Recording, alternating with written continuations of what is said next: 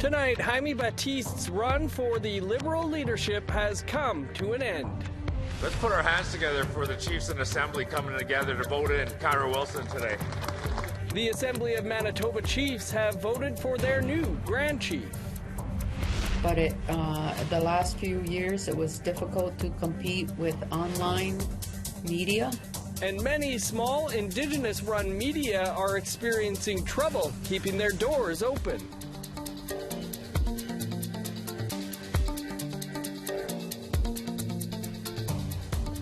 Good evening, I'm Dennis Ward. Welcome to APTN National News. The first Indigenous candidate to run for the leadership of the Liberal Party of Canada is ending their campaign. Mi'kmaq Member of Parliament Haime Batiste made history just last week when he announced his leadership bid. If he had won, he would have become the first Indigenous Prime Minister of Canada. Late this afternoon, Batiste released a statement saying he believed the best way forward to advance reconciliation, protect the environment, and to address the wealth gap is to endorse Mark Carney. Under the Liberal leadership contest rules, a non-refundable payment of $50,000 was due today. There are now 5 candidates still in the leadership race, including frontrunners Carney and Chrystia Freeland. To Manitoba now, where Long Plain First Nations Kyra Wilson has been elected as the Assembly of Manitoba Chiefs' new Grand Chief, winning over half of the total votes on the first ballot. Reporter Sierra Bettens has more from Wednesday's election. Tears of joy erupted from the crowd as Kyra Wilson was elected the next Grand Chief of the Assembly of Manitoba Chiefs. The 38-year-old former chief of Long Plain First Nation won the by-election on Wednesday with 37 out of 61 votes. The 3 other candidates in the running were Bava Dillon, Leroy Constant, and Glenn Hudson. Let's put our hands together for the Chiefs and Assembly coming together to vote in Kyra Wilson today. The by-election was prompted by the death of Grand Chief Kathy Merrick in September 2024. Warlake Chief Betsy Kennedy stepped in as acting Grand Chief of the Assembly of Manitoba Chiefs. In the past, Wilson worked closely with Merrick on the campaign to search the Prairie Green landfill for the remains of 2 Indigenous women. I had a really great connection with our late Grand Chief, and she was a strong leader, and I want to be able to honor, that legacy that she left behind at the Assembly of Manitoba Chiefs, and I still feel connected, to her and the work that we were able to do together. Wilson said she plans to tackle many issues as Grand Chief, including housing, healthcare, and accessibility in northern communities. Some of the accessibility issues in some of our northern communities, I know that has been brought up several times regarding whether it's all-weather roads, some of the transportation means that communities have to deal with. So those are some of the things that I definitely want to take a look at. She'll also serve as an advocate for economic reconciliation. Our nations deserve the best, and they deserve the same opportunities as everybody else. So I want to be able to talk to our different levels of government when we talk about economic reconciliation. As Grand Chief, Wilson will act as a voice for First Nations in Manitoba across multiple levels of government. She plans to take a collaborative approach informed by community voices. I want to work together. I want to be able to support our nations, and I intend on doing that. So it's my hope that all the levels of government want to have a collaborative approach. Now a sworn-in Grand Chief, she thanks those who helped her along the way. Everyone has been so supportive, and I'm just so honored to be in this position, and I just want to say thank you to everyone for that support. Sierra Bettens, APTN National News, Winnipeg. Still in Manitoba, Bloodvein RCMP are investigating a homicide involving a 2-year-old girl. Her primary caregiver has been charged with second-degree murder. On the evening of January 24th, Bloodvein RCMP responded to a report of a suspicious child death after a 2-year-old was brought into the nursing station with serious injuries. The child was pronounced deceased. Autopsy results released Monday confirmed the injuries were from a homicide. On Wednesday, RCMP arrested 56-year-old Burma Sky from Bloodvein First Nation and charged her with second-degree murder. Sky was the toddler's primary caregiver. RCMP say they continue to investigate. A former Catholic priest who pleaded guilty to indecent assault against 7 Inuit children more than 40 years ago has been sentenced to 6 years in prison. The Iqaluit court heard the assaults of 6 girls and 1 boy took place in Iqaluit between 1978 and 1982. The 77-year-old stood in court and asked for forgiveness before being sentenced. Dieger said he had done cruel things and that he was a changed person. He was previously convicted of committing numerous sexual offenses while working as an oblate missionary. To Northern Ontario now, where a candlelight vigil was held in Thunder Bay last night for a mother of 8 from Long Lake No. 58 First Nation. Adrian Taugijik was reported missing on January 10th. The OPP says Taugijik was found deceased in Long Lake on January 26th. The OPP's Greenstone Crime Unit, Northwest Regional Support Team, and Forensic Identification Services are working with the Chief Coroner and the Ontario Forensic Pathology Service in the investigation of Taugijik's death. Candlelight Vigil is being planned in the community next week. Long Lake No. 58 is an Anishinaabe community of roughly 450 people living on reserve 300 kilometers northeast of Thunder Bay. Well, we want to hear what you think about anything you see here. Here's how you can continue the conversation. If you have a story you'd like to share, you can send us an email to news@aptn.ca. To read and watch our stories, you can go to our website, aptnnews.ca. You can also find us online on your favorite social media sites, including TikTok, YouTube, LinkedIn, and X. Follow APTN News to join the conversation and see our latest stories. Time to step aside for a quick break, but first, here's a story we're working on for you in the coming days. I'm Tyler Shingus. Conversations regarding a proposed location for a safe injection site in Winnipeg are ongoing. Community members have raised concerns over the potential effects the site can introduce to an already stressed neighborhood, especially being next door to a school. Here's the thing. Every politician I've ever heard, when they campaign, will say, our youth are the future. But as soon as they're elected, that kind of goes out the window. And the safe injection site, so close to schools, is a testament to that. Coming up soon on APTN National News.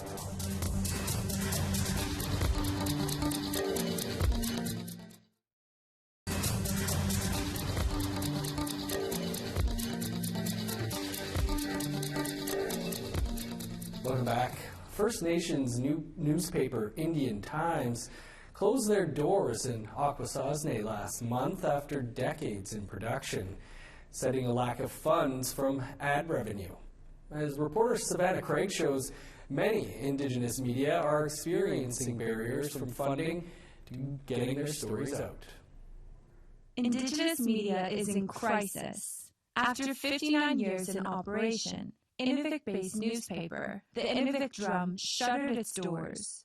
Just weeks before, Akwesasne-based paper, Indian Time, ended operations after more than 40 years. Indian Time opened up in 1983, so that was quite a long run. But the last few years, it was difficult to compete with online media. Marjorie Skitters was the editor of Indian Time. She says a big void in news coverage remains at a pivotal time. As Akwesasne runs to the borders of both Canada and the United States, concern is growing as some of U.S. President Donald Trump's recent anti-immigration roundups have targeted members of the Navajo Nation. Now there's a vacuum. There's no media for this community. and there's no media for any Native community that has lost their newspaper. Both Indian Time and Inuvik Drum closed due to lack of ad revenue. Even an established news outlet like The Nation is experiencing issues. We were just starting to get advertising from Facebook and that, and we were starting to use it in certain ways and expand on it, and all of a sudden there's no access. Will Nichols runs The Nation, a news magazine serving Quebec's Cree communities. He says the meta ban has hindered their relationship across Instagram and Facebook. Nichols says The Nation also uses grants from the government, but he says these grants are very limited for Indigenous media. Even after 35 years, I'm only making $40,000 a year, and we really can't afford to pay me any more than that. Steve Bonsfield runs Ganawake's newspaper, The Eastern Door. It all depends on how it's structured. He says the paper gets some money from grants, but it is limited. If we were only doing ad sales and only circulation, we'd be in trouble. Either the fire of the Oka crisis, or known to locals as the Siege of Gonassadoge, the Eastern Door was born in 1992. Bonsfield says the paper amplified Indigenous voices and perspectives in aftermath of the crisis, during a time where Indigenous voices were invisible in the media. Other than that, all my other stores are in.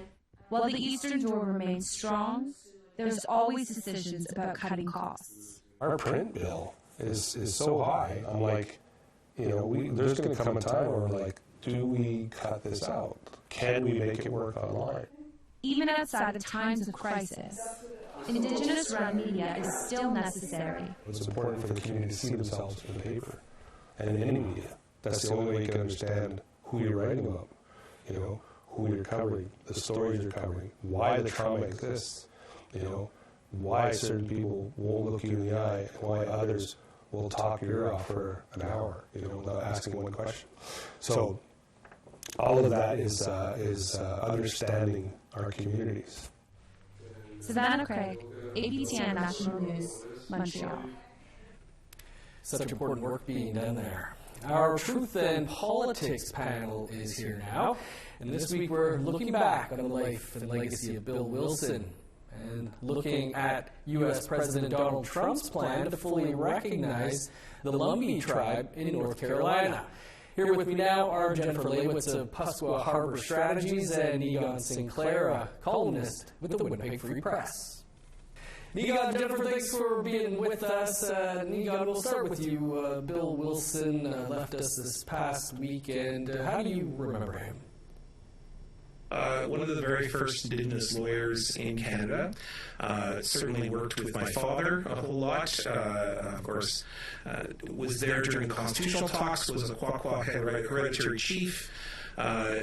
One of the most notable moments I think that everyone remembers is this really pivotal moment between, at the time, Prime Minister Pierre Trudeau, who had this rather poor attitude when it came to Indigenous peoples throughout the entire constitutional talks in the early 1980s, and Bill Wilson constantly confronting him, quite forcefully fighting for Indigenous rights, Indigenous territory title. And then there was kind of an interesting moment in which Bill Wilson introduced Jody Wilson-Raybould, which would eventually become the Attorney General in the Canadian government of Justin Trudeau, his son, and he introduces her to Pierre Trudeau saying, she would like your job. And I think Bill Wilson was known as a father, a grandfather, a very kind man. He certainly mentored me over the years. And I can remember as being a young 17-year-old meeting him for the first time and being struck by how kind he was and generous he was. Jennifer, your thoughts on Bill's legacy? My legacy, when it comes to Bill Wilson, is similar to what Egon is saying. I think about, the pillars of reconciliation and advancement in this country and the people that were at the forefront of it. And interestingly enough, when I heard about the passing of Bill Wilson, I immediately thought of Egon's father as well, because when I think about the warriors before our modern government came in and attempted to wipe out our people, we traditionally had warriors before that time. And as the evolution of government policy tried to change us and destroy us, we still had warriors emerging that did the work and put in that work, especially in a time when it wasn't popular to do so. I mean, when you think about Bill Wilson and the instrumental role that he played in enshrining Indigenous rights into our Constitution, and you know, even in modern days, to see his daughter go on and become such a powerful person and leader, it just shows that, you know, our ability and resiliency has always been there, and so have our warriors. And I think he will definitely be somebody that we will feel the effects of his legacy for a very long time. And I think we see a lot of what he stood for in his two daughters as well. And I think we're incredibly lucky as a country to have both Corey and Jody. And to echo what Egon had said about Bill, I can say those same qualities came out in Jody. I've met her a couple of times, and she just epitomes kindness and respect and patience. So. Good stuff. We're going to move south of the medicine line now, and Donald Trump has been busy since taking office. One of the things he wants to do is grant full federal recognition to the Lumbee tribe in North Carolina. Egon, you've been looking into this. What can you tell us? I wrote a column about this, and not to say shameless self-promotion, but if anybody wants to read a little bit more, it's a fascinating story. The Lumbee tribe has come out and supported Donald Trump over the years. Those of you that know the history of Donald Trump in America has been very contentious. Certainly a lot of fights over casinos back on the East Coast. Donald Trump is well known to say quite racist things about Native people, but yet he has a very strong Indigenous constituency in areas like North Carolina, like the Lumbee, but then also in Oklahoma, which voted overwhelmingly for Trump in the last election, which would involve a lot of American voters. In the case of the Lumbee, this is a group of people who have, at times, certainly by the standards of the Eastern Band of Cherokee, who are the kind of major tribe of North Carolina, have somewhat complicated claims. That's my glass half way of saying it. They come from a series of different groups of people, moved to urban settings. They have no real land base that other than the ones that they self-identify, that is historically based in archives. It's a very complicated situation for Lumbee. They received partial recognition by the federal government, the U.S. government over a century ago, but that inhibits them from receiving tribal funding, supports, recognition for their land claims, and so on. And this will offer to them land, but it will also be land that is claimed by the Eastern Band of Cherokee. So the Eastern Band of Cherokee have opposed that recognition, and now we have two tribes in North Carolina who have now very significant large population bases will now be claimed. I think we lost there for a second, Egon. We'll go to you, Jennifer. How do you think that this might affect other Native American tribes or even Indigenous peoples up here? I think this opens our conversation around that self-identification piece that Egon was discussing, especially one of our last episodes, when we were talking about this and how identity is more than just what you claim as your ancestral ties, but your sense of belonging. And you know, even for me, understanding where I come from and the family dynamics, and even the role that my ancestors and family played in our tribe and what is now our nation. And I think when you just get into the modern context of people now, you know, with claims that maybe aren't 100% verified or they keep changing, it really starts to put into question what that's going to look like in the future if we have more groups emerging that are coming from several different areas and basically claiming like sovereignty and autonomy, and then wanting the same recognition of rights that tribes that have sustained the evolution of time for as long as they have are now essentially in competition with like emerging tribes and time, you know, and even right now when you hear of tribes that are speaking on behalf of Native Americans and supporting somebody like Donald Trump, that starts to bring in the conversation around, you know, like the violence and stuff that Native Americans can experience because one group is promoting it and the other are fighting against it. So I think this is going to open up a much larger and more complicated conversation. But at the end of the day, I think it brings us back to the point of needing to really establish, you know, what those concepts and those mechanisms are for measuring who is Indigenous or in the United States case Native American and who's not.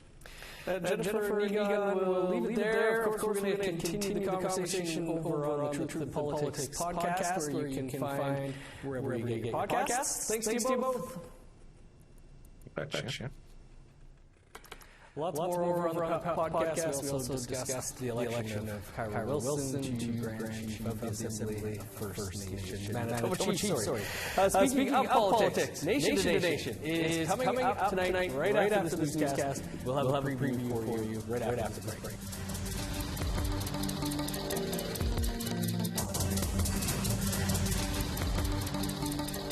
Welcome back. Time now for our photo of the day.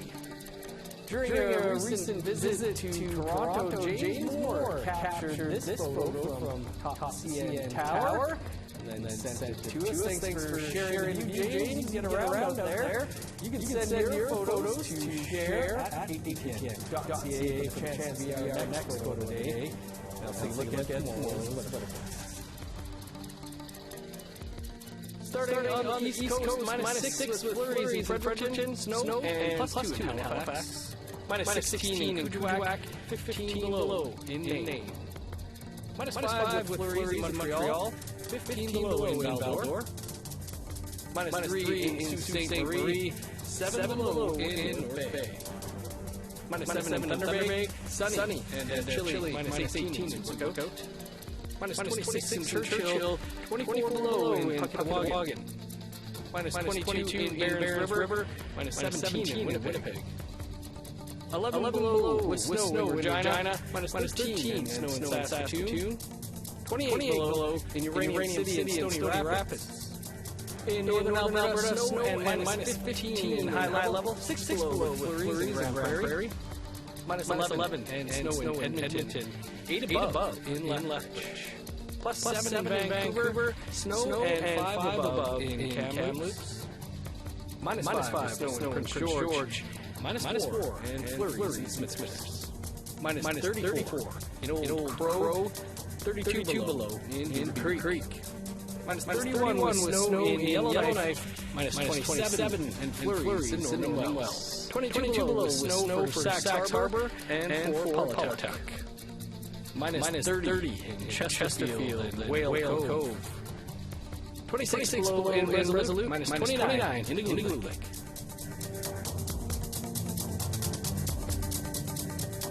Over to our Ottawa studio now, where Fraser Needham is standing by with a look at tonight's Nation to Nation. Coming up after the news, 12 First Nations located on the shores of Lake Superior in Northern Ontario have rejected a $3.6 billion government deal to settle long-standing treaty issues. Gull Bay First Nation Chief Wilford King is here to tell us why. As the Trump administration moves to crack down on illegal migrants, Native Americans are getting targeted in some of the raids. We talked to Justin Astin of the Navajo Nation about what is going on. And APTN reporter Karen Pugliese is here to talk with the leadership race to replace Justin Trudeau. All this just ahead on Nation to Nation. Thanks, Fraser. Looks good. Fraser is up next with Nation to Nation right here in less than 2 minutes' time. We're all out of time for your APTN National News for this Thursday. You can find a whole lot more over on our website, aptnnews.ca. I'm Dennis Ward. Marcy Gwitch. Thanks for being with us. I will see you back here tomorrow at 1 p.m. Eastern Time for your first look at today's news. Have a great night.